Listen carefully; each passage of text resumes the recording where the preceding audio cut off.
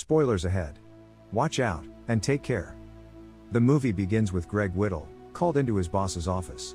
The secretary tells him the boss isn't there yet, and asks him to wait. When the boss arrives, he informs Greg he's fired. Greg doesn't seem to hear it, and when the boss leans in to check on him, Greg suddenly stands up, and pushes him. The boss falls, hits his head, and dies instantly. Panicked, Greg hides the body behind a curtain. The secretary returns, and thinking the boss still hasn't arrived, sends him away. He leaves, promising to come back later. He heads to a bar across the street, and orders a drink. There, a woman at a nearby table, starts talking to him. She reveals she has telekinetic powers, and knows about the incident, because she created the world with unintended consequences. She asks him to go to the restroom, and retrieve some yellow crystals from her unconscious boyfriend. In exchange, she promises to clear him of the murder charges. He goes to the restroom, finds the boyfriend, and takes the crystals from his hand. The woman explains the world is just a reflection of human neurons, and can be changed. As she teaches him about manipulating this fake world, the boss's body, now moving on its own, falls out of the office window onto the street, where a group of office workers see it. Greg arrives, and since he was seen coming from the bar, he isn't suspected. The woman convinces him to forget about his wallet and documents left in the office, and to sell his phone at a pawn shop for a small amount. On TV, the news reports that the police consider the boss's death an accident, so Greg is free, but without a place to stay. The woman offers him a place in a tent city under a bridge, with electricity and a soundless TV. There, Greg learns the boss's death is officially ruled an accident. He starts to enjoy his new life, telling the woman about his dream home, which he always draws. She realizes his drawings resemble her, and reveals that they are a couple in the real world, although he has forgotten her name, Isabel.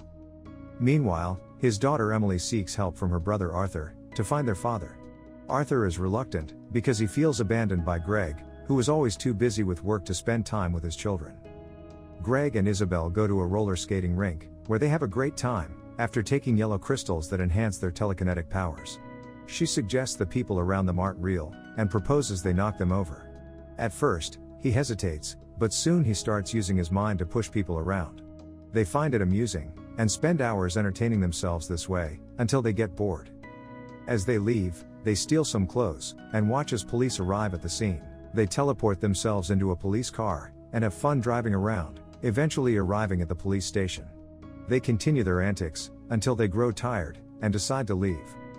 Meanwhile, Emily is searching nearby hotels, hoping to find her father. She comes up empty-handed, and later finds Greg at a cafe. Isabel asks Greg to order, while she steps outside. He sees her stopping a car, and getting in, then driving away. He leaves the cafe without eating, unaware that Arthur, his son, has witnessed the scene. The bartender, mistaking Greg for a homeless person, later brings him expired food. Isabel returns, and suggests they visit Kendo, a person who synthesizes crystals, and they separate. Isabel goes inside Kendo's house, while Greg stays outside. Emily finds him, and asks him to come with her. He's unable to leave, waiting for Isabel. Emily forgives him for missing her graduation, and gives him a photo with her home phone number, before she leaves.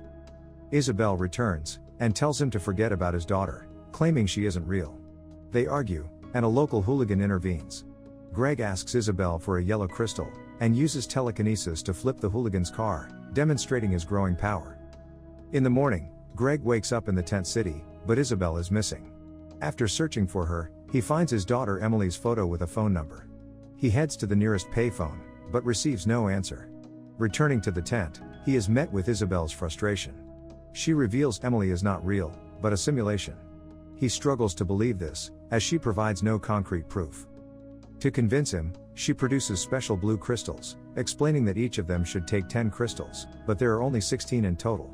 She reassures him and herself, saying everything will be fine, and loads the crystals into a device, and hands it to him, signaling it's time to leave the simulation. He inhales the crystals, and finds himself in a stark clinical room, where people are seated in chairs, connected to a computer by breathing tubes. An assistant addresses Isabel as Dr. Clemens, and inquires about her well-being.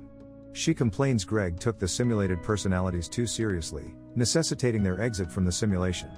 She thanks Kendo for providing the blue crystals. Isabel points out a person in the simulation, who she met in the virtual world, and asks him to disconnect Dr. Whitler. The man hurries to Greg, who starts asking questions, and learns that Emily is also a simulation. They step outside, and Greg is awestruck by the beauty of their real surroundings, where people in strange translucent figures, called telepresence, are everywhere. Isabel explains people have learned to transmit their images remotely, allowing them to interact joyfully, while staying at home. She leads him to the waterfront, and he marvels at the breathtaking scenery. He wonders why he doesn't remember any of this. She reassures him memory loss is a common effect, and his memories will soon be restored. She shows him their home, and he realizes he has been drawing the real world all along. While he enjoys the comfort and luxury of his real home and wife, Emily continues her search for him in the simulated world.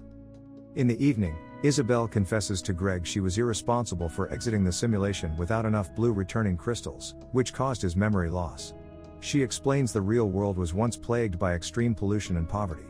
However, advancements in automation, synthetic biology, and asteroid mining transformed it. She reminisces about his invention, a thought visualizer. She brings out the device's monitor, which can draw whatever a person is thinking about. He names objects, and they instantly appear in the drawings. She uses this to explain how synthetic biology solved ecological problems, and asteroid mining brought financial prosperity. Every person now receives $500,000 a year, and robots handle all the monotonous tasks. This has given people freedom and time to pursue their interests. Earth is now safe and prosperous, but people can become complacent, which is why she invented the brain box. It helps people compare the good with the bad, and appreciate their achievements. Greg pleads with her to stay in the real world for one more day. They spend the day swimming in the sea, and relaxing on a yacht. In the evening, they visit the city, where a scientist, concerned about Isabel's research, approaches Greg. The scientist asks him to keep an eye on her, hinting there might be more to her work than meets the eye. The next morning, she asks Greg to return to the brain box, so she can complete her research. He resists, arguing she already has enough data, and expressing his reluctance to go back to the simulated world. Instead, he agrees to help her by giving a public interview. In the evening, a brain box presentation is organized.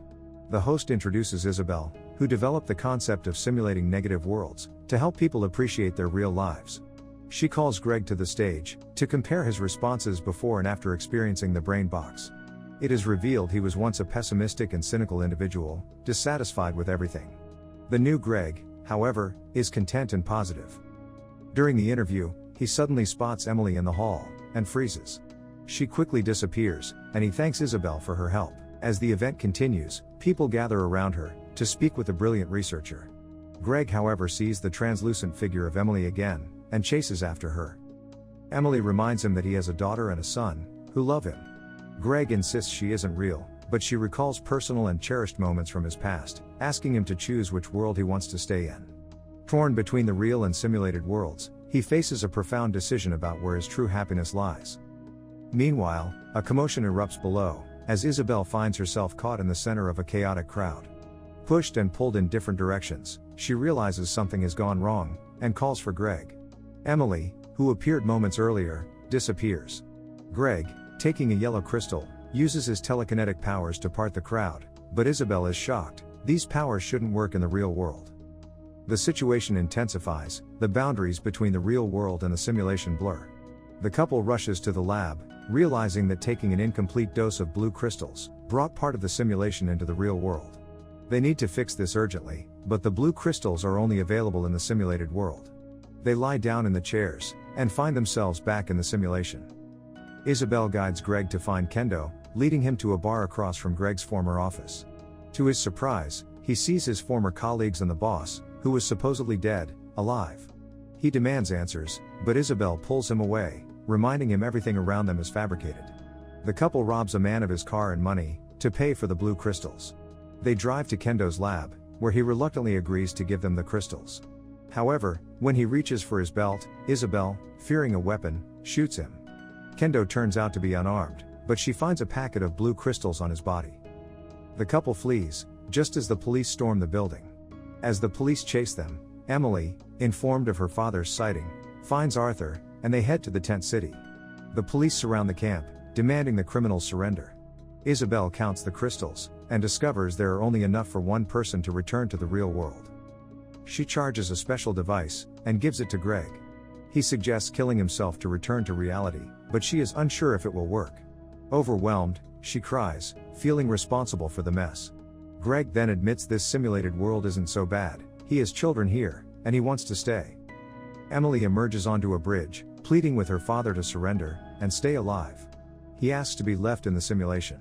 Isabel steps out to distract the police and ensures Greg escapes past the camp's perimeter. With the remaining crystals, she flees the scene, using the noise of passing cars as cover. Greg finds refuge in a rehab clinic that accepts people with difficulties. He tells them about a girl who calls him father and believes in her. Later, he meets Emily in a park, where she expresses her joy that he has overcome his struggles and confesses her love for him.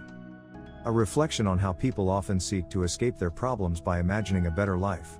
However, it is crucial to remember everyone creates their own inner world, and what is real is determined by the individual. The end. Thank you for watching. Subscribe if you'd like to see more videos like this. Turn on the notifications, and leave a like to help the channel out.